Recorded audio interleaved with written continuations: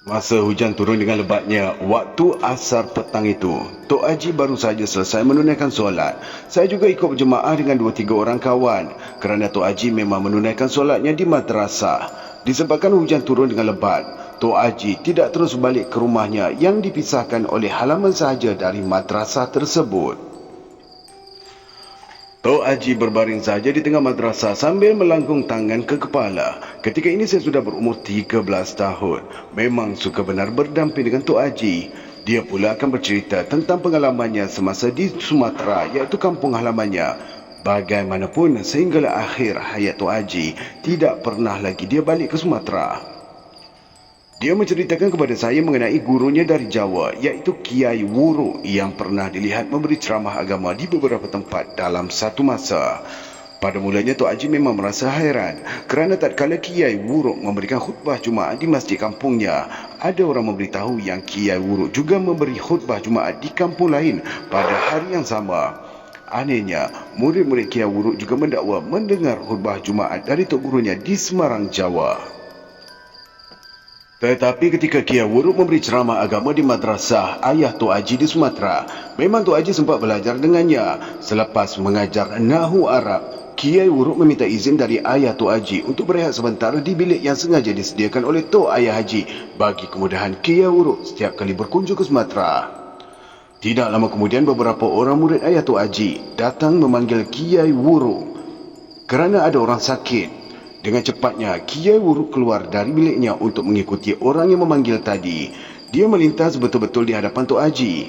Selepas Kiai Wuruk pergi mengubati orang yang sakit, Tok Haji masuk ke bilik Kiai Wuruk dengan tidak meminta izin dari ayahnya. Alangkah terkejutnya dia kerana ketika ini Kiai Wuruk masih lagi tidur berehat. Disebabkan terperanjat, Tok Haji terus keluar dengan tidak memberitahu ayahnya apa yang dilihatnya di bilik Kiai Wuruk. Hanya beberapa minit selepas itu, Kiai Wuruk keluar dari biliknya untuk menyambung semula pelajaran yang diajarnya mula-mula tadi. Jadi, siapakah yang pergi bersama dengan orang-orang yang menjemputnya tadi? Apabila Tok Haji bertanya, dia hanya tersenyum menjawab, "Ya, Tok Kiai baru balik dari sana." Bukankah Tok Kiai sedang tidur? Ya, Tok Kiai sedang tidurlah tadi, sahut Kiai Wuruk mengangguk-anggukkan kepala. Tetapi Kiai Wuruk yang kelihatan pergi tadi tidak balik lagi selepas Kiai Wuruk bangun dari tidurnya. Bagaimanapun orang-orang kampung yang datang menjemputnya apabila datang semula memberitahu memang Kiai Wuruk ada bersama dengan mereka mengubati orang yang sakit. Dia segera balik sebaik saja orang yang sakit itu dapat dipulihkan. Setelah Tok Haji memahami keadaan yang sebenarnya, dia tidaklah merasa hairan lagi. Tidak hairanlah ketika dia meninggalkan rumah dan dikejar oleh ayah saya dengan basikal dalam masa beberapa saat sahaja dia sudah berada di Semenyih, iaitu di rumah anaknya yang terletak berpuluh-puluh batu jauhnya dari kampung saya. Tok Haji memang mempunyai ramai anak kerana dia berkahwin di mana sahaja dia merantau. Malah ada seorang kawan ayah saya yang bernama Haji Usuh ketika bersembahyang Jumaat di Masjidil Haram. Dalam masa dia menunaikan haji, dia bertemu dengan Tok Haji sama-sama menunaikan fardu Jumaat di sana. Padahal tahun tersebut, Tok Haji tidak pun pergi menunaikan haji. Dia berada di kampung kerana sedang uzur mengidap penyakit lelah. Cerita mengenai Kiai Wuruk ini pada saya ketika itu memanglah aneh. Puas saya bertanya kepada Tok Haji, apakah rahsia yang sebenarnya hingga Kiai Wuruk boleh dilihat di beberapa tempat dalam satu ketika. Pada masa itu memanglah Tok Haji tidak mahu menceritakan. Sebaliknya dia menyuruh saya sendiri mencari rahsia tersebut. Sebab itulah apabila saya melihat Tok Haji melelapkan mata di tengah madrasah, saya sengaja mengusiknya supaya tidak terlelap. Saya tahu Tok Haji memang tidak akan memarahi saya kerana di antara cucu-cucunya saya lebih disayanginya. Kadang-kala kalau saya balik ke rumah ayah saya, lambat saja balik ke madrasah, dia akan menyuruh Lasah, iaitu anak maklum, untuk menjemput saya. Ayah dan mak tidak berkata apa-apa kalau Tok Haji mahukan saya balik semula ke madrasah. Tok, Tok tidur ke? Tanya saya menepuk-nepuk lututnya. Tidak, atuk nak berbaring je, sahutnya perlahan tetapi tidak membuka mata. Hish, atuk ni bohong ni. Atuk tidur bersandar. Saya sengaja mengusiknya. Dia tersengih-sengih sahaja, tetapi tidak mengangkat tangannya yang terlanggung di kepala. Malah dia tidak pula bangun dari berbaring. Memang Tok Haji kelihatan seperti orang yang tidur kerana dia bersandar. Bagaimanapun dia masih lagi boleh berbual dengan saya. Agaknya beginilah dengan Pak Tua Mahat yang boleh berjalan di hutan sekalipun sedang tidur bersandar.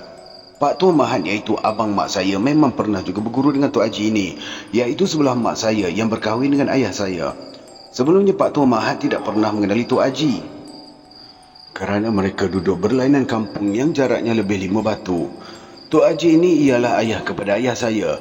Jadi, dengan perkahwinan antara emak dan ayah saya itu, membolehkan Pak Tua Mahat mengenali Tok Haji lebih rapat lagi. Setelah saya dewasa, memang ada juga sekali dua saya mengikuti Pak Tua Mahat masuk ke hutan untuk berburu. Memang saya tahu dia boleh tidur sewaktu berjalan dengan tidak pernah tersesat pun. Tetapi sekiranya kakinya tersepak akar kayu, dia akan cepat-cepat tersedar. Tetapi kemudian dia akan tidur semula. Bagaimanapun, setiap kali dia ke hutan kalau bersama dengan saya, nasibnya agak malang kerana tidak pernah menemui apa-apa pun binatang buruan.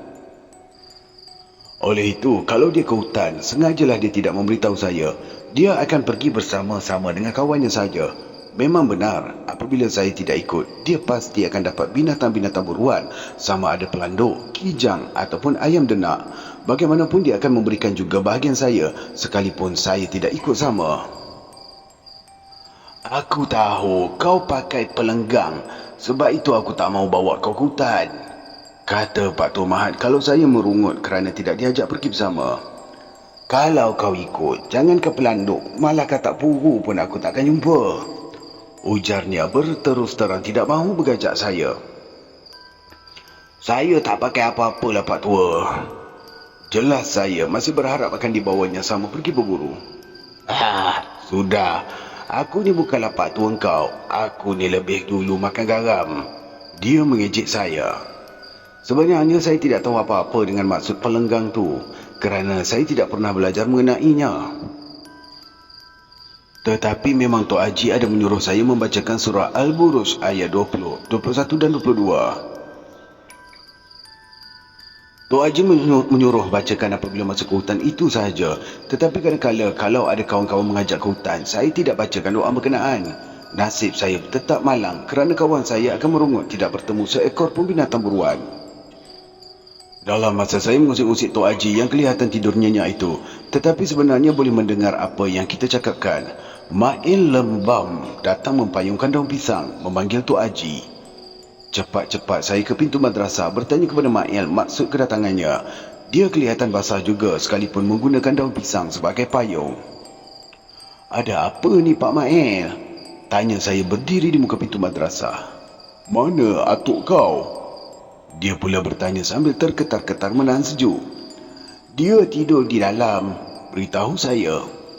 Tolong panggilkan atuk kau, katakan Mak Endut dan Azab, katanya menyuruh saya segera membangunkan Tok Haji. Saya mengangguk. Mak Endut itu pangkat emak saudara juga kepada saya dan kakak kepada Ma'il Lembam. Belum pun sempat saya berpaling untuk memanggil Tok Haji, dia sudah pun terjonggol di belakang saya sambil terkuap-kuap. Apa halnya Ma'il? Tanya Tok Haji menggeliat-liat. Kak Endut, Abang Haji, beritahu Ma'il Lembam terketar-ketar kesejukan. Tak apa, mari kita pergi sekarang ni, sahut Tok Haji dengan tidak mendengar lagi penjelasan Ma'il Lembam selanjutnya. Ma'il Lembam berundur sedikit ke belakang sambil menghulurkan daun pisang kepada Tok Haji untuk digunakan sebagai payung. Tetapi Tok Haji tidak mahu mengambilnya. Dia terus melompat ke tengah hujan dengan tidak menggunakan payung langsung. Kata orang-orang yang mengetahui tentang Tok Haji ini, dia tidak akan basah kalau merempuh hujan dalam masa orang memerlukan dia. Kalau di hari yang tidak ada hal, saya lihat dia basah kuyup juga bila ditimpa hujan. Setelah Tok Haji pergi bersama Ma'il Lembam, saya balik semula ke tengah madrasah. Alangkah terkejutnya saya kerana Tok Haji masih lagi tidur dengan tangannya berlanggung di kepala seperti tadi. Atok, kenapa tidur? Soal saya tertanya-tanya siapakah yang tidur di situ. Dia minta Atok bacakan Yasin je, sahutnya tersenyum. Kau tak payah tanya apa-apa, nanti lain kali kau tahu juga. Dia menasihatkan saya supaya jangan meragui tentang dirinya yang sedang tidur itu. Kira-kira setengah jam kemudian, hujan sudah mulai reda. Nenek saya naik ke atas madrasah. Sebaik saja melihat atuk terbaring tidur, lantas dia menyuruh saya mandi dan bersiap-siap untuk pergi ke rumah Mak Endut. Mak Endut dah tak ada, ujar nenek perlahan. Selesai saja saya mandi, nenek balik ke rumahnya. Saya dapati Tok Haji sudah pun bangun dan duduk sambil terkuap-kuap. Mak Endut dah tak ada, saya beritahu dia. Tok Haji mengangguk-angguk. Dia tidak berkata apa-apa lantas pergi mandi. Selepas selesai maghrib, kami bertiga ke rumah Mak Endut. Beberapa orang kawan saya yang ada di madrasah berjanji akan datang selepas Isyak. Sebaik sampai saja di rumah Mak Endut, orang sudah ramai berkumpul di situ. Anak-anak Mak Endah, maafkan saya, anak-anak Mak Endut seperti Jidah, Suhur dan Indun bergilir-gilir membacakan Al-Quran di sisi jenazah. Ayah saya juga sudah sampai lebih awal. Dialah yang menyuruh orang memasang langit-langit, iaitu merentang kain batik selepas setentang dengan jenazah. Di samping orang yang sibuk di dalam kerana berjaga-jaga pada malam itu, kerana jenazah itu tidak boleh dibiarkan bersendirian. Orang lelaki duduk di serambi berbual-bual, manakala orang perempuan memasak air di dapur menyediakan hidangan untuk sama-sama berjaga. Manakala anak-anak pula disuruh sama-sama membaca Al-Quran. Saya juga disuruh oleh Tok Haji membaca Al-Quran berhampiran dengan jenazah. Kira-kira 9 malam, kawan-kawan saya yang sama-sama tidur di madrasah telah datang. Mereka juga sama-sama membacakan ayat suci Al-Quran. Kami membacanya bergilir-gilir. Apabila saya merasa penat, duduk bersila terlalu lama, maka saya akan menggilirkan kepada kawan yang lain pula. Disebabkan sudah menjadi tradisi di kampung kami, kanak-kanak tidak boleh mencampuri orang tua yang sedang berbual.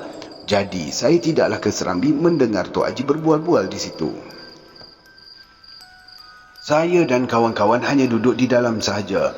Di situ bau asap kelapa kukur dibakar memenuhi ruang. Kak Jidah duduk di hujung kaki jenazah emaknya. Saya lihat dia tidak berhenti-henti membaca Al-Quran. Abang Suhur pula berhenti juga melepaskan lelah, sementara Kak Indun ke dapur membantu saudara mara yang lain. Mereka tidaklah seperti Kak Jidah yang duduk sahaja menghadap jenazah emaknya. Sekali-sekala saya memandang juga ke serambi sambil memasang telinga. Ketika menjaga jenazah, masing-masing ada juga bercerita perkara-perkara yang boleh menimbulkan gelak ketawa. Apalagi Mak En Lembam yang menjadi sasaran kawan-kawannya yang lain. Mereka mentertawakan Mak En Lembam yang basah kuyup ketika menjemput Tok Haji, walaupun dia berpayungkan daun pisang. Sedangkan Tok Haji yang tidak berpayung tidak basah langsung. Memang semua mereka melihat Tok Haji datang sambil membacakan Yasin di sisi Mak Endut sebelum dia menghembuskan nafasnya. Tetapi mereka semua tidak tahu bahawa Tok Haji ada tidur di madrasah ketika itu. Mungkin mereka semua tidak percaya kalau saya ceritakan hal tersebut. Tetapi nenek sudah tahu. Sebab itulah nenek sengaja berpura-pura menyuruh saya pergi mandi kerana tidak mahu melihat Tok Haji bangun dari tidurnya di hadapan saya. Dalam masa orang ramai sibuk berbual-bual di serambi, sibuk menyediakan air di dapur dan beberapa orang membacakan Al-Quran di tengah rumah, beberapa orang budak-budak yang menjadi rakan saya terhenti membaca Quran. Mereka menjerit lantas melompat lari ke serambi. Manakala Kak Jidah yang tekun duduk di hujung kaki jenazah emaknya sejak petang tadi ikut melompat lari ke dapur. Saya sendiri ikut sama lari ke serambi melihat kawan-kawan semua lari. "Mengapa awak semua ni?" tanya Tok Haji lantas berdiri. Semua orang di serambi juga bangun. Masing-masing menerpa ke pintu menjengah ke dalam. Ketika itu mayat Mak Endut kelihatan bergerak-gerak. Kemudian perlahan-lahan kepalanya terangkat. Langsung duduk hingga kain selubungnya lurut ke pinggang. Hanya selendang yang diikat ke dagunya sahaja yang tidak terurai. Melihatkan Mak Endut sudah pun duduk, semua orang pun terjun ke tanah. Orang-orang perempuan di dapur semua terjun ke tanah kerana ketakutan. Saya juga terpaksalah bersama dengan orang-orang yang lebih dewasa. Memang ketika ini saya ketakutan. Malum sajalah melihat mayat yang sudah dibujurkan tiba-tiba duduk. Apalagi orang-orang dewasa semuanya melompat ke tanah. Tentulah kanak-kanak seperti saya lebih lagi ketakutan. Ketika ini semua orang lari mengikut orang yang di hadapan kerana kami tidak berani lari berpecah-pecah. Setelah jauh dari rumah Mak Endut, kami semua berpaling semula ke rumah. Barulah kami sedari bahawa Tok Haji tak ikut sama lari bersama dengan orang ramai. Saya lihat ayah saya dan Mak Eng Lembam balik semula ke halaman rumah kerana Tok Haji masih lagi di dalam rumah. Pada fikiran kami, Tok Haji tidak dapat lari kerana kakinya lumpuh sebelah. Tentulah terkial-kial kalau Tok Haji mahu lari menuruni tangga. Melihatkan ayah saya dan Mak Eng Lembam naik semula ke rumah, orang-orang yang lari pun merasa berani semula. Mereka semua naik semula ke rumah. Masing-masing yang di dalam ketakutan tadi kembali dapat mengawal perasaan. Kami semua naik semula ke dalam rumah itu. Rupanya, semasa semua orang bertempiaran lari, Tok Haji masuk ke dalam. Dia duduk berhampiran dengan jenazah. Sambil dua tapak tangannya dihalatkan ke muka mayat Mak Endut. Matanya merenung tepat-tepat ke muka mayat. Semasa kami sampai dan naik ke rumah, mayat Mak Endut masih lagi duduk terlunjur di tempat pembujurannya. Ketika ini ayah saya menyuruh orang-orang lelaki yang lain duduk sambil mengikutnya berzikir. Dalam masa orang ramai berzikir, Tok Haji terus menghalatkan kedua tapak tangannya ke muka mayat Mak Endut. Sekarang ni kau baring semula. Pergilah kau menghadap Allah yang menjadikan kau dan semua makhluk, kata Tok Haji bagaikan memerintah.